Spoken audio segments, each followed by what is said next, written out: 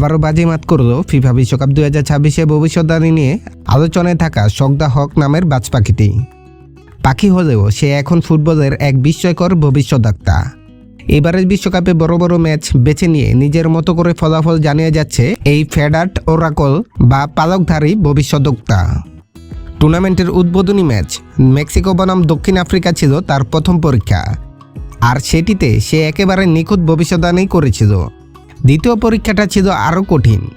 5 বারের বিশ্ব চ্যাম্পিয়ন ব্রাজিলের মুখোমুখি হয়েছিল মরক্কো, যারা 2022 বিশ্বকাপে সেমিফাইনালে উঠে বিশ্ব ফুটবলকে চমকে দিয়েছিল।